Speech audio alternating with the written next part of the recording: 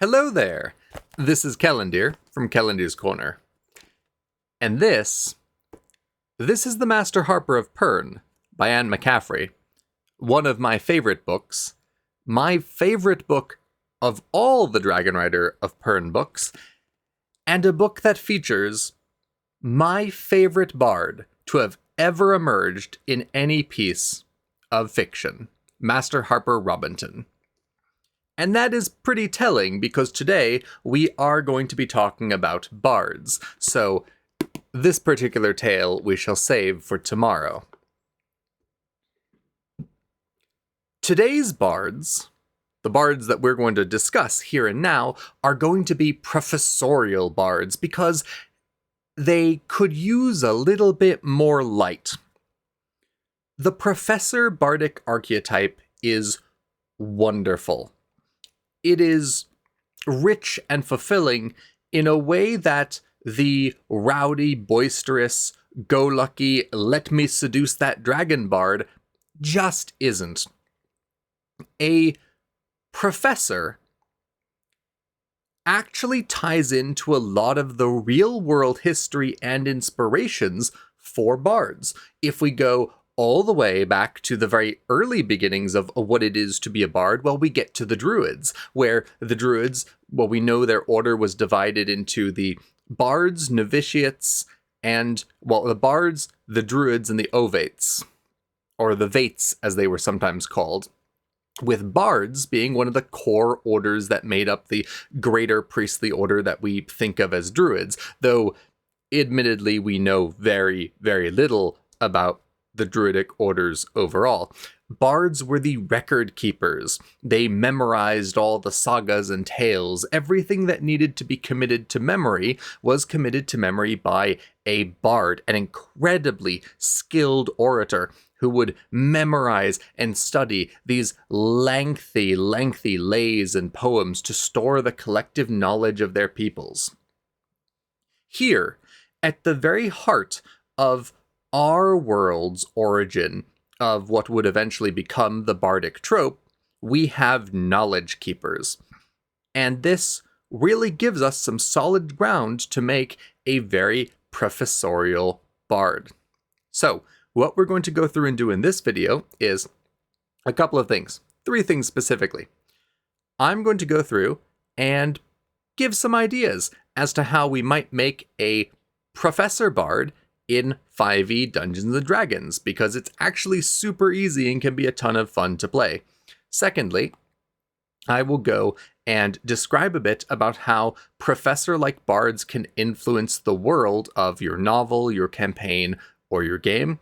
And thirdly, I will talk about a couple of odd and interesting ways that professor-like bards actually make more sense than almost any other bardic archetype when we look at things like bardic music, connection to song and lore and history. And I will draw on 3 to 5 real-world historic influences, one of which we've already touched upon with the druids. And from there, we'll wrap things up. And hopefully this will give you guys some interesting inspiration for all of your various role-playing games and whatnot. So, let's start off with a bard in 5th edition Dungeons & Dragons, which is just an incredibly widely played RPG, tabletop role-playing game. Now, for this bard, we are definitely going to go and choose as our bardic subclass the College of Lore, because duh, we are a professor. We are going to be a very skilled, very cerebral bard who goes about and solves problems with our mind. We are going to want to keep our intelligence pretty high because we want a lot of skills. And if we look at the things that a College of Lore bard gives us, well, couple of interesting things. We get extra proficiencies. Nice. 3 extra skills of our choice. At level 3, we add our proficiency bonus to them. Nice. This will make us a very versatile skill check eating machine, which is very cool and really fits the theme that we're going for. Let's look at another one of the things that they get. Cutting words. the tome, the player's handbook, goes and tells us, at 3rd level, you learn how to use your wit to distract, confuse, and otherwise sap the confidence and competence of others. When a creature that you can see within 60 feet makes an attack roll, an ability check, or a damage roll, you can use your reaction to expend 1 use of your bardic inspiration, a baseline bard feature that allows us to grant inspiring, talented wondrousness to our fellows. And we roll that bardic inspiration die and subtract the number that we roll from the creature's roll, effectively potentially nixing their chances of succeeding. And we can use this after the creature makes its roll, but before the dungeon master tells us whether or not the attack hit or whatever it is resolved. Now, the creature is immune if it can't hear you, which makes sense, or if it is immune to being charmed. So no convincing the relatively dumb iron golem that it, is in fact going to fail at pulping your face in or whatnot, because it doesn't care. We then gain 2 additional spells from any spell school that we want, or rather I should say from any class, which is very lovely. And at level 14, when we make an ability check, we can expend a use of bardic inspiration. We roll the die and add the number rolled to our ability check. As you can see, this is really gearing us with just sort of the perfect tool set to make a professor. We can say nasty things to people, just absolutely brutalize them for their pitiful attempts to do things, and hack them down with our cutting words. When we're being attacked, we can criticize somebody's form. Well, you're not going to hit me with that sort of stance, are you? You need to bend your knees, you absolute laggard. There's all sorts of fun things that you can bundle in here that have absolutely nothing to do with a traveling minstrel or troubadour strumming away on their lute, but rather a scholarly man, or woman or whatever, incredibly well-versed in the classics of this world, in poetry and in eloquent wording, and a wonderful understanding of the human or elven or dwarven or tabaxi or whatever condition that they use to go and inspire and demoralize others. We probably wouldn't be using a traditional instrument here. You'd probably ask the dungeon master if you could use your voice instead, if you could come up with poems or limericks or other fun ways to use your intellect, as it were, to inform your bardic performances as a professor. This is an archetype that has been around for the bard for a while. It is something that does come up. The Forgotten Realms has a number of bards who are like this. But oftentimes there has been, from what I've seen on the internets here, more of an emphasis on the scallywag bard and the swashbuckler and the daring-do lute strummer who swoons the ladies and makes off with the gold, as it were. And I would really like to go and emphasize that, hey, bring Professor Bard back. It's really cool. And you can make an Indiana Jones bard with this also. So there's all sorts of interesting things that you can do along these lines. And I would highly encourage you to check out a collegiate style College of Lore bard. It really works. You can wear tweed. It's beautiful. All right. So next thing we're going to do, we're going to look at collegiate bards in a more general setting sense. Why have them? Why should they be terribly important? Well, all these skills, obviously we're not just talking about Dungeons and Dragons now, we're talking about fantasy in general.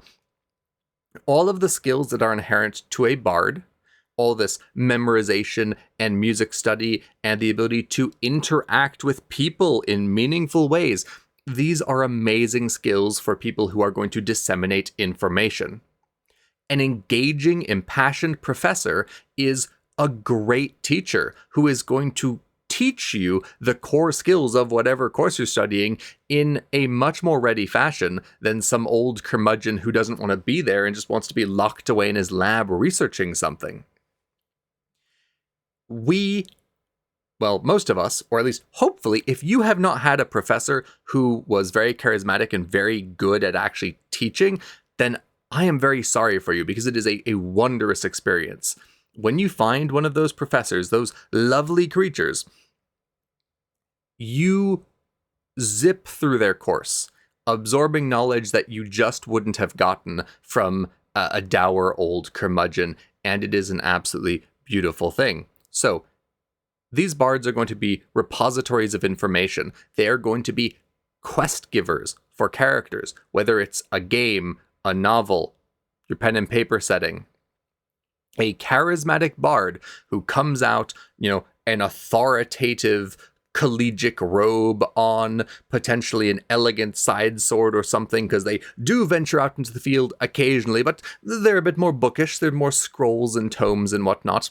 And they come out, they adjust their glasses, their spectacles, their pince-nez, their whatever they have, and inform the party, that I have a job for you. I find myself in need of a number of rough and tumble sorts, you see. And then they go and explain that there's these cultists, and in my observations, their attempts to awaken the greater demon Ariskaz have been faulty and flawed up until now. However, one of the more irascible lads in the cult that I've been observing for quite some time has found himself a rather interesting old manuscript, and I do believe, if left to his own devices, he might very well succeed this time, and we can't really be having that now, can we?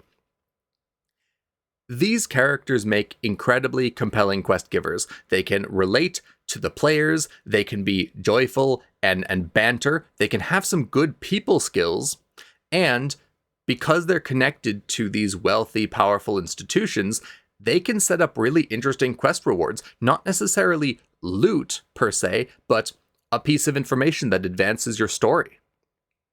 They may have backing that allows you or your heroes into a restricted vault, a dangerous section of an old forbidden library. This person might be able to get you an invitation to some noble gala. This person might be able to get you an audience with an artificer or a wizard of renown. There are so many wonderful rewards you can dole out here in literature or in gaming that are not just a shiny pile of gold or a new weapon.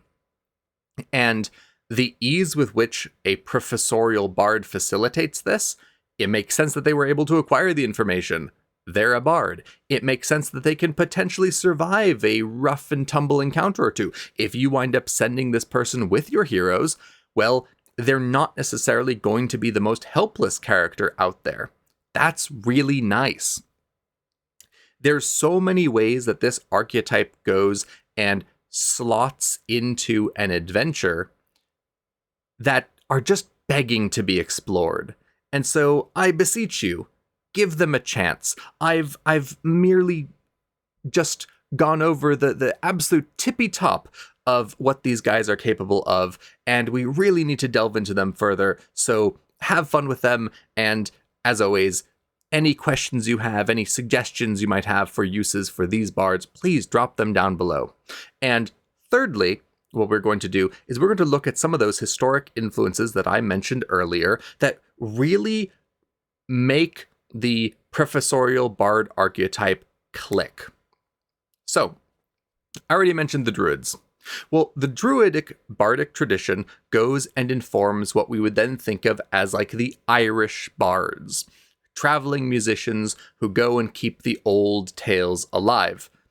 Allegedly. Actual history is obviously more complicated than this, and this isn't necessarily something that just follows through smoothly. There's lots of politics. There's, of course, Ireland, and then, the Kingdom of England butting heads, and all sorts of interesting things. However, we have many interesting historic figures. Carolyn is a great example, right? We have tons of lute songs from Carolyn coming down, oftentimes interpretations of older songs, keeping the older traditions alive by burying them in more modern forms.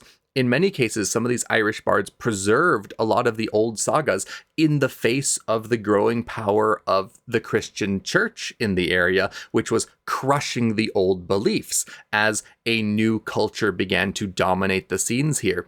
What an interesting tie-in to the professorial bard, hiding the old wisdom right in the face of the new conquering social power.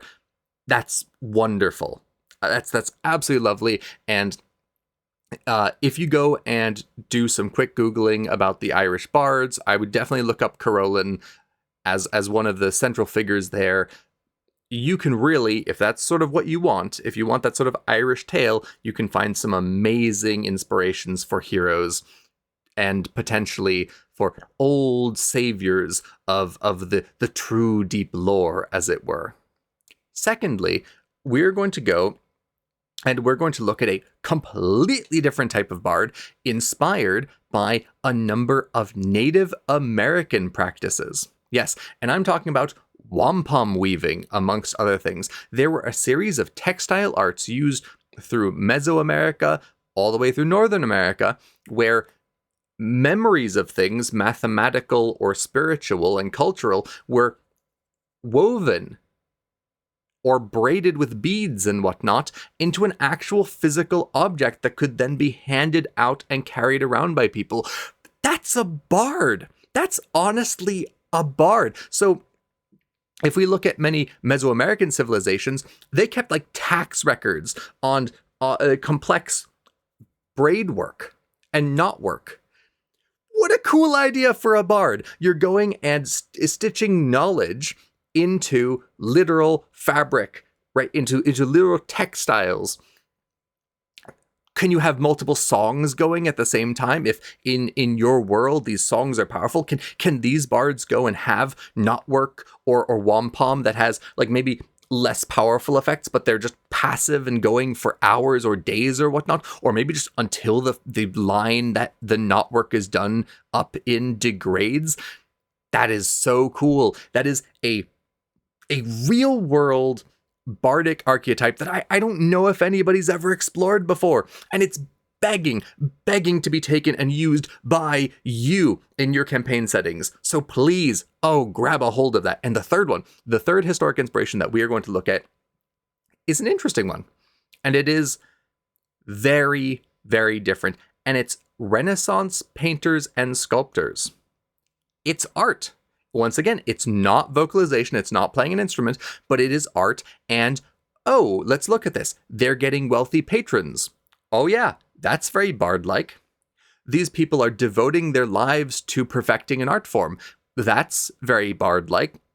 These people seek and court the nobility and socialize in that very bard-like fashion, so they have to be pumping that charisma score to have that personal magnetism.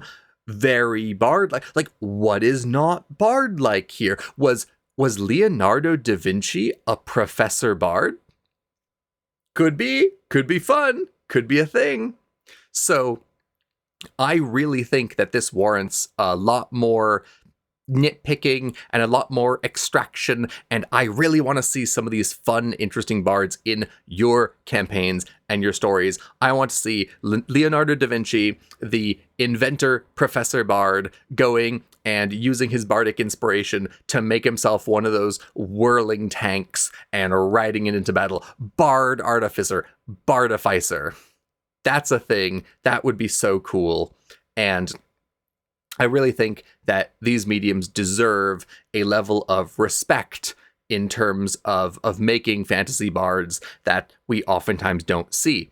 It's not that we don't see them at all, right? I don't want to say that. I've definitely read some books where there are bards who work in other mediums, though I don't personally know of any that really capture the bardic essence of like wampum and whatnot, which would be so cool.